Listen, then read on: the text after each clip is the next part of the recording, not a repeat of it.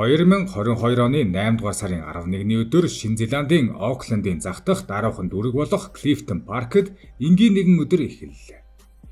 Энд нэгэн гэр бүл Safe Store гэх түрээсийн агуулгын төвөөс орхигдсон агуулгын эд зүйлсийг дуудлага худалдаагаар амжилттай худалдан авчээ. Ийм дуудлага худалдаа түгээмэл байдаг. Түрээслэгч төлбөрөө хийх болбол хадгалтын төвүүд алдагдлаа нөхөхийн тулд доторх эд зүйлсийг нь зардаг. Худалдан авагчид урьдчилан дотор нь юу байгааг нарийн шалгах боломжгүй. Тэд азаа үзэж үнэтэй зүйл эсвэл хэрэгтэй ахын эд зүйл олдно гэж найдан сохроор үн хаялцдаг. Ингэж амжилттай худалдаа хийсэн нэгэн гэр бүл чиргүүлдэ авсан эд зүйлсээ ачаад Monreef Avenue дах гэрлүүгээ явжээ. Агуулгаас авсан зүйлсийн дотор олон чемодануудын хамт хүүхдийн тэрэг, тоглоом, нэрэг алхуулагч тэрэг гээд янз бүрийн ахын эд зүйлс байсан байна. Эхэндээ юу ч сэжигтэй санагдсангүй. Зүгээр л аль нэг айлын үлдээсэн новш мэд харагдаж байсан. Гэвч гэртээ эрен чемодануудыг задарж эхлэхэд ямар нэгэн зүйл буруу байгааг анзаарв. Хажиргалтай нэг үнэр гарч байлаа. Хуучин хувцсны хөхц үнэр биш, харин хавьгүй аимшигтай зүйл. Хамт байсан хуршүүдийн нэг нь өмнө нь чандралах газарт ажиллаж байсан бөгөөд тэр үнэрийг шууд таньсан байна. Гэр бүлийнхэн чемоданы нэгийг онгойлгоход бага насны хүүхдийн муудаж ялзарсан цогцос байсан. Тэд даруй цагдаа дуудсан байна. Хэдхэн цагийн дотор Monreef Avenue бүхэлдээ хэргийн газар болж хувирсан. Цагдаагийн машинууд игнэн зогсож шинжээчд майхан барьж хуршүүд гадаа цугларсан байв. Тэр пүрэв гаригийн орой 3 шүүх хэмнэлгийн баг ирсэн. Мөрдөгч ахлах байцаагч Тофило ажиллагааг удирдахаар хүрэлцэн ирсэн байна. Энэ гэр бүлийнхэн юу олсныг баталгаажуулж тэд энэ хэрэгтэй ямар ч холбоогүй гэдгийг олон нийтэд тайлбарлав. Энэхүү гэр бүл бол аимшигтай давхцлын золиос болсон жирийн хүмүүс байсан. Дуудлага худалдаагаар худалдаж авсан өөр нэг чемоданыг шалгахад дахин нэг цогц олдсон байна. Шүүх эмнэлгийн задлан шинжилгээгээр эдгээр нь бага сургуулийн 5-аас 10 орчим насны 2 хүүхдийн шарил болох нь тогтоогдчихэ. Цогцсны задралын байдлаас үзэхэд тэд 3-аас 4 жилийн өмнө нас барсан гэж шинжээчид дүгнэсэн. Хүүхдүүдийг гэл гаруут нь боож чемоданд чихээд түрээсийн агуулгад орхисон байж. Мөрдөн шалгах ажиллагаа маш хурдан мөрнөв. Агуулгын төвийн бүртгэлээс харахад түрээсийн төлбөр тасалдсан тул агуулгыг орхигдсон гэж үзэн дуудлага худалдаанд оруулжээ.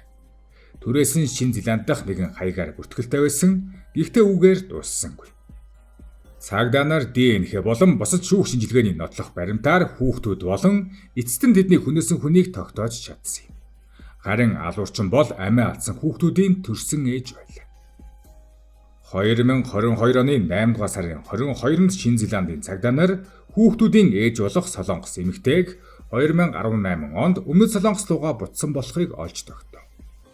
Цагаачлалын бүртгэлээс харахад тэр Солонгост очоод дахин улсаас гараагүй байж. Ингээд Интерполоос Шинэ Зеланд болон Өмнөд Солонгосын эрх баригчдын хамтын ажиллагааг зохион байгуулсан байна. 2022 оны 9 дугаар сарын дундуур Өмнөд Солонгосын цагдаа нар зүүн өмнөд иргэн бомб тотолох улсаанд 42 настай эмэгтэйг баривчилжээ. Түүнийг хүн төрлөختний эсрэг гэмт хэрэгт сэжиглэн саадуулсан бөгөөд энэ нь түүнийг Шинэ Зеланд руу шилжүүлэн өгч алган хэрэгт яллах хууль зүйн үндэс болсон байна. Тэр эмэгтэй нэрийг И Хагён гэдэг байсан ч Солонгост ирэхээс өмнө нэрээ сольсон И Чунри гэгч байлаа.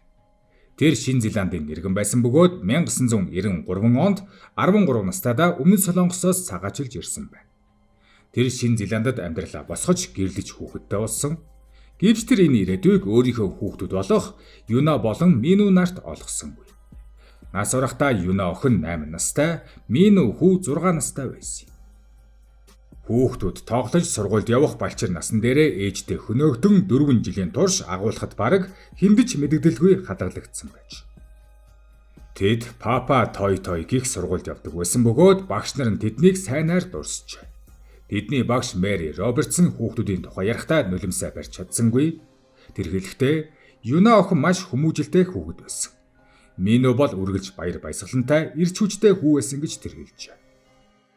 Хүүхдүүдийн гэр бүл үлгэр жишээ гэр бүл байсан аж гаднаас нь харахад халамжтай нэгт холбоотой гэр бүл шиг санагддаг. Хүүхдүүдийн эцэг болох Жүү Иан Оклендын нисэх буудалд ажилладаг тогтвортой ажилтай хүн байсан. Гэр бүлээ хангалттай авч явдаг байж Харин энэ үед Харгис ээж нь И Чунгри гэдэг нэртэй байсан ба гэртээ суудаг хүүхдүүдэд бүтэн цагаар хардаг гэрийн эзэгтэй байж. Энэ гэр бүлийг мэддэг хүмүүсийн хувьд тэд жирийн нэгэн ай шиг харагддаг байж, гэвч энэ зөвхөн гаднах дүр төрх байсан. Юна болон Минууд юу тохиолдсныг ойлгохын тулд эхийнхэн талаар илүү ихийг мэдэх хэрэгтэй. 13 настайдаа Шинэ Зеландд ирсэн И Чунри хоёр өөр ертөнцийн дунд өссөн. Цагаач хүүхдүүдийн тулгардаг сорилтуудтай ч тэр өмнө тулгарсан. Түүнийг 18 настай байхад аав нь Шинэ Зеландд нас барахад И Чунри Өмнөд Солонгостоо буцаж очин сурж байсан байна. Тэр аавынхаа үхэлд өөрийгөө буруутгах гүн гимжлийг тээж авдаг болсон ч яг яагаад гэдгээ тайлбарлаж чаддаггүй байж. Дараа нь сэтгцийн эрүүл мэндийн шинжээчид энэ гимжил нь Солонгосын соёлын дарамттай холбоотой байж магадгүй гэж үзсэн байна. Сургуулиа төгснөхийн дараа И Чунри Шинэ Зеланддаа буцаж ирэн амьдарчээ. Бүсгүй нөхөр нь болох Жүү Янтай сүмдээр танилцсан 26 наснда буюу 2006 онд тэд гэрлжээ. Гаднаас нь харахад тэд аз жаргалтай гэр бүл шиг байсан. Шүүхтээр дараа нь үзүүлсэн гэр бүлийн зургууд үнэхээр дулаахан уур амьсгалтай байжээ. Хосууд 2 хүүхэдтэйгээ инээмсэглэн зогсон. Хүүхдүүд цэвэрхэн хувцастай, эрүүл, асаргаа сайтай харагдаж байлаа. Гаднаас ажиглагдсан бүх зүйлээр бол тэд хайрлагдсан, аюулгүй хүүхэд насыг өнгөрүүлж буй хүүхдүүд. Гэвч И Чунри өөрөө үргэлж эмзэг сэтгэл зүйтэй хүн байсан гэж өмгөөлөгчтөн дараа нь тайлбарласан. Харамсалтай нь 2017 оны 11-р сард нөхөр Чүү Ян хорт хавдартай гэж онцлогджээ. Өвчин маш хурдан төрөмгийн явцтай байсан. Хэдхэн сарын дараа тэр нас баржээ. Нөхрийнх нь тэр үхэл гэр бүлийг нь бүхэлдэн сүйрүүлсэн. И Чунри нөхрөө алдсны дараа хүн төлбөрийн клиник депресс руу унсан гэж сэтгцийн эмчнэр дараа нь тайлбарласан. Тэр өөрийгөө тусгаарлаж найз нөхөд ойр дотны хүмүүстэйгээ холбоогоо тасалжээ. Хамгийн аимшигтай нь тэр Юна болон Минууд аав нь нас барсныг хэлж чадсангүй. Тэр нөхрийнхөө үхлийг хүүхдүүдэд тайлбарлаагүй, тийм хүч байгаагүй гэж үздэг. Учир нь түүний сэтгцийн байдал маш хурдан муудсан. Тэр өөрийн ээжтэй хүртэл би үхмээр байна гэж ярьдаг байсан гэж. Гэхдээ тэр ганцаараа биш, өөрийгөө болон хүүхдүүдэд хамт хөнөөж нөхөртөөгөө дахин нэгтгэхийг хүсэж байгаагаа ярьсан байдаг. Ээж нь ч уй гашууг нь ойлгож байсан тул охиндоо ийм сул дорой бодол бүү бод гэж хэлж байж. Гэвч хүнд сэтгцийн өвчин эмэгтэйг дотроос нь залгиж байсан бөгөөд түүний бодол ямар аюултай болсныг хинч бүрэн ойлгоогүй. 2017 оны 12 дугаар сард нөхөр нь нас барснаас хэдхэн 7 хоногийн дараа И Чунри гинтийн шийдвэр гаргав. Тэр Юна болон Минуг дагуулan 2 сарын аяллаар Өмнөд Солонгос руу явсан аж. Тэд тэнд тансаг зочид буудалд байрлаж нийт $32,000 зарцуулсан байна. Энэ бол зөвхөн эхлэл байлаа. 2018 оны 4-р сард тэр хүүхдүүдтэйгээ Австральд Хилтон зочид буудалд буусан. 2018 оны 5-р сард Австралийн Gold Coast руу аялаж дахин Хилтонд байрлажээ. Зардал үргэлжилсээр, аяллууд ч үргэлжилсээр байлаа. Юна болон Минугийн хамгийн сүүлчийн дижитал мөр 2018 оны 6-р сарын 27-нд үлдсэн байдаг. Тэрхүү 5 гарагт 2 хүүхэд Minecraft тоглож, тоглоом дотроо сейв хийсэн байж. Үүний дараа тэд зүгээр л орц сургаггүй алга болсон юм. Үүнээс өмнө сэтгцийн эмч бүсгүйд 2017 оны 8-р сард 60 ширхэг Notary Line гэх имийг бичиж өгсөн байж. Энэ бол депрессийн эсрэг юм. Гэвч өндөр тунгаар хэрэглэвэл ялангуяа бага насны хүүхдүүдийг үхэлд хүргэж болдог. Харин хожим И Чунри энэ эмүүдийг жимсний шүүлсэнд хольж хүүхдүүддээ уулгажээ. Түүний дараагийн өгсөн мэдүүлгээр бол тэр өөрөө ч амиа хорлох гэж байсан аж. Тэр эмийг өөрөө жуугаад гуруула хамт үхэж нөхөртөөгөө дахин уулзна гэж бодсон байна. Гэвч тунгаа буруу харуулсан гэв тэр сэрсэн харин Юна болон Мину үгсэн байна. Шарлийг шинжилсэн эмчнэр хүүхдүүд зөвхөн эмийн хит тунгаас болж нас барсан уу эсвэл эхлээд ухаангүй болгосныхан дараа өөр аргаар хөнөөснө үү гэдгийг тогтоож чадаагүй. Учир нь цогц хит их язарсан байсан. Гэхдээ нэг зүйл тодорхой байсан нь өнөөх эмүүд хүүхдүүдийн биеэс илэрсэн. И Чунри тэр мөчид өөрийгөө зөв зүйл хийж байна гэж үнэхээр итгэж байсан гэж мэдвэсэн. Түүний бодол уй гашуу сэтгцийн өвчнөөс болж маш их гажсан байсан тул хийж буй зүйлийн аимшигыг ойлгож чадахгүй байж. Тэр хүүхдүүдээ өнчин үлдээхээс үхсэн нь дээр гэж бодсон. Гэвч бүх зүйл төлөвснөр болсонгүй хүүхдүүд өгсөн ч тэр өөрөө амьд үлджээ. Ийм нөхцөлд хүн цагдаа дуудана эсвэл амиа хорлохоор өөр арга бодож олно гэж бодмоор. Гэвч тэр өөр зүйл хийсэн. Тэр хүүхдүүдийн цогцыг гэлгар утанд ороож, хоёр чимдэн авч хүүхэд тус бүрийг нэг нэгэнд нь чихэн хийсэн байна. Дараа нь агуулах түрээслэн чимдаануудыг бусад эзүүсийн хамт нуусан байна. Энэхүү нуун далдлах үйлдэл нь прокуроруудын хувьд маш чухал нотлох баримт болсон. Хэрв энэ нэмэгтэй үнэхээр солиоролтой байсан бол хэрвээ тэр хүүхдүүдэд алах нь буруу гэдгийг ойлгоогүй байсан бол яагаад цогцыг нуусан бэ? Яагаад баригдахгүй тулд олон төлөвлөгөөтэй алхам хийсэн бэ? 2018 оны 7 дугаар сарын сүүлээр хүүхдүүд нас барснаас ойролцоогоор 1 сарын дараа тэр Оклендаас Өмнөд Солонгос руу бизнес ангиллаар онгоцсон цууж. Үүнээс өмнө тэр өөрийнхөө нэрийг И Хагион болгон өөрчилсөн байлаа. Тэр хиндэж юу болсныг хэлээгүй, чимдаануудыг агуулхад үлдээн илэрхгүй байлгахын тулд түрээсийг нь төлсөөр байсан. Прокурорууд дараа нь энэ үеийн түүний зан авирыг өөрийгөө хийсэн гин бурууг мэдэж байсны нотолгоо гэж үзсэн. Хүүхдүүдийг нас барсны дараах өдрүүдэд тэр суглааны тасалбар авч өсчөнд $900 зарцуулж. Эдгээр нь сэтгцийн нэмэгт автсан хүний үйлдэл биш гэж прокурорууд маргасан байна. Энэ хооронд Шинэ Зеландд байсан И Чунригийн ээж уламыг санаа зовж эхэлжээ. Тэр охинтойгоо болон ач зээ нараасаа ямар ч холбоо авч чадахгүй байсан. Ингээд 2018 оны 12 дугаар сар тэр Оклендын төв цагдаагийн газарт очиж холбоо тасарсан тухайга мэдүүлэг өгсөн байна.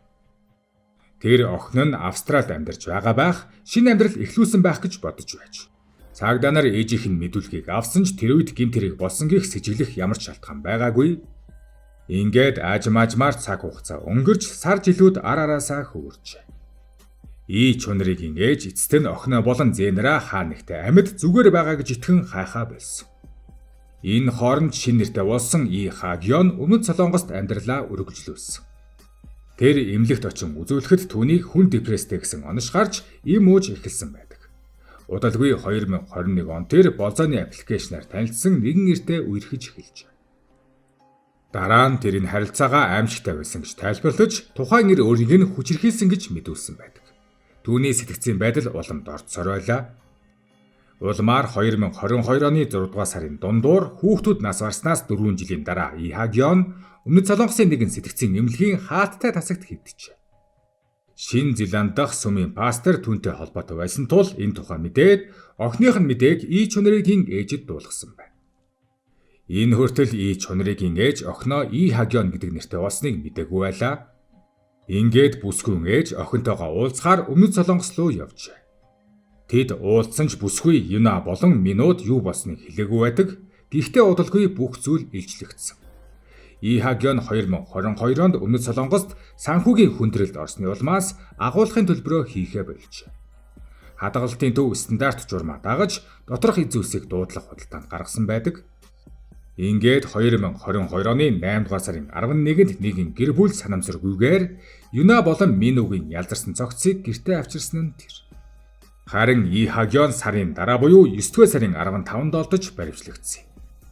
Түүнийг 2 сарын дараа гэхэд Шинэ Зеланд руу хүргэсэн. Ингээд шүүхтэр анхудаага дуудагдахад тэр ямар ч мэдүүлэг өгөөгүй. Хэргийн олон сонсгол сэтгцийн эрүүл мэнд болон эрүүгийн хариуцлагын талаар хууль зүйн маргаануудтайгаар удаан үргэлж ирсэн. Гэхдээ тэр хүүхдүүдийнхээ үхэлд буруугүй гэж үгүйсгээгүй. Тэр анхнаасаа л хүүхдүүдээ алснаа хүлээн зөвшөөрсөн. Харин өмгөөлөгчд нь бүсгүйг аллах үлдэх үедээ тэр хууль зүйн утгаараа галзууралтай байсан. Өөрийнх нь үйлдэл нь ёс суртахууны хувьд буруу гэдгийг ойлгох чадваргүй байсан гэж маргажээ. Хэрэг сунжирсаар бараг 3 жилийн дараа буюу 2025 оны 9 дугаар сарын 8-нд түүний шүүх хурал Оклендын дээд шүүхэд эхэлсэн. Шүүгч Жеффри Виннинг хэргийг даргалсан байна. Харин бүсгүй толгоогоо гудаалхан шүүхээс тасарсан мэт байдалтай зогсдог байлаа. Шүүхийн гол асуудал нь аллах үлдэх үедээ тэр хууль ёсны утгаараа галзуурсан уу гэдэг асуудал байлаа. Өмгөөллийн талаас сэтгцийн эмч доктор Айвд Келлиг дуудсан байлаа. Тэр Хагионтой олон удаа ярилцлага хийсэн хүн. Улмаар доктор Келли хэлэхдээ И Хагион эрүүгийн хариуцлагаас чөлөөлөгдөх хэмжээний газуурлын шалгуурт нийцсэн байсан гэж мэдүүлжээ. Нөхөр нь нас барсны дараа тэр хүнд клиник депресд орсон байсан. Тэр аюултай бодлуудтай болж бүх гэр бүл нь хамт өгөх нь хамгийн зөв зүйл гэсэн итгэл үнэмшилд автсан гэж. Тэр өөрийгөө муу ээж хүүхдүүдээ ганцаар өсгөх чадваргүй гэж үзэж байсан. Тиймээс өөрийнх нь бодлоор хүүхдүүдийг авч явах нь хамгаалалт мэд санагдсан байна. Гэвч прокурор Натали Волкер тэргүүтээ яллахтаа л энэ галзуурлын гих өмгөөллийг хүчтэй нийцаасан. Хүүхдүүд нас барсны дараа Хагионы үйлдэлүүд түүний буруу зүйл хийснээ бүрэн олгож байсныг харуулж байна гэж тэд маргажээ. Тэр агуулах түрээсэлсэн энэ бол төлөвлөгөөтэй үйлдэл. Тэр цогцуудыг нямба нуусан, тэр нэрээ сольсон. Тэр гоо сахны үйлчилгээ авч бизнес ангиллалын нислэг худалдаж авсан.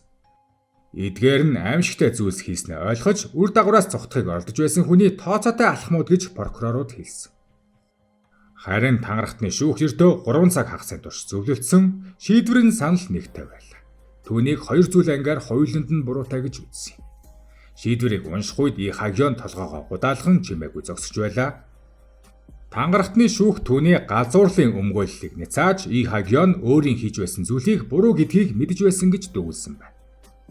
Энэ хурлын үеэр Хагионы ээж хүүхдүүдийн имээ бичгээр мэдүүлэг өгсөн бөгөөд прокурорууд шүүхтээр чангаар уншжээ. Бичгэн мэдүүлгийн агуулганд тэр юна болон минууд үнэхээр юу тохиолдсныг мэдсэн шөнийхэн тухай ярьжээ. Сочирлон түүнийг юу ч ойлгож чадахгүй болтол нь доройтуулсан байна. Дараагийн саруудад тэр шүн бүр уйлдаг болж архиуж байж л унтж чаддаг болсон гэв. Тэр орондоо хэвтэх бүрдээ нэг л асуулт боддог болсон. Хэрвээ тэр өгөхийг хүссэн бол яагаад ганцаараа өгөөгүй юм бэ? Яагаад тэр гимгүү хүүхдүүдийг авч явсан бэ гэж бодох болжээ. Түүний өвдөлт ясруу нь хутга зоож цээжийг нь нэвт хадгаж байгаа мэт мэдэрдэг байсан гэж хэлсэн. Мөн хүмүүс түүнээс дөлж эхэлсэн тухай бичсэн байв. Тэр өөрийгөө алуурчны их гэж тамгалуулснаа ойлгосон. Гисэн ч бүх аимшигтай явдлын дараач охиноо нэг л өдөр тэнсэнгээр суллагдана гэж найцаар байгаа тухайга бичгэн мэдүүлэгтээ дурджээ. Энэ үед хор тавдраар нас барсан нөхөр Жуаны гэрийнхэн шүүхийн танхимд цуцгааж байлаа. Хүүхдүүдийн нөгөө эмээ буюу нас бардаг нөхрийн ээж Өнөө Солонгост хор тавдартай байсан бөгөөд шүүх хурлын үеэрч Юна болон Минэ хоёрыг үгсэн гэдгийг мэдээгүй байсан байна. Тэр ач нартайгаа уулзмаар байна гэж асуудаг байж эцсийн шүүх хурал дээр шүүгч хэлэхдээ та нөхрийнхөө дэмжлэггүйгээр хүүхдүүдэд өсгөх хариуцлага дарамтыг дааж чадахгүй болсон учраас хүүхдүүдэд алсан гэж хэлсэн байдаг. Тэр Юна болон Минуг онцгой эмзэг хохирогчд гэж тодорхойлжээ. Тэд ердөө 6 болон 8 настай байсан. Ингээд шүүгч түүнд бүх насаар нь хорих ял оноож хамгийн багадаа 17 жил өршөөлт хамрагдах эрхгүйгээр хорихоор шийдвэрлэв. Энэ бол Шинэ Зеландад оноожуулах хамгийн хүнд ял байлаа. Шүүгч мөн түүнийг эхлээд Шинэ Зеландын албадан сэтгцийн эмчилгээний хуулийн дагуу хаалттай сэтгцийн эмнэлэгт ял эдэлж эхлэхийг тушаасан байна. Харин Хагион ял сонсохдоо шүүх хурлын ихэнх хугацаанд байсан шигэ толгоогоо гудаалхан шал руу ширтэж бараг ямар ч сэтгэл хөдлөл үзүүлсэнгүй. Хүүхдүүдийнхэн амийг авахдаа Хагион өөрийн хийж буй зүйл буруу гэдгийг үнэхээр мэдэж байсан уу гэдгийг зөвхөн тэр өөрөө л мэдэх байх. Гэвч түүний жинхэнэ шалтгаан юу байсан нь хамаагүй. Хоёр жаахан хүүхэд өсөж том болох өөрсдийн сонголтоо хийх, амьдралыг мэдрэх боломжоо үрд алдсан. Энэ хэрэгт сэтгэл ханамжтай төгсгөл гэж байхгүй. Зөвхөн хүнд гарц гэр бүлийнхнийх нь насан туршдаа үрэх уйгаашгүй мөн ийм эмгэнэл дахин бүү давтагдаасаа гэсэн найдвар л үлдсэн юм а.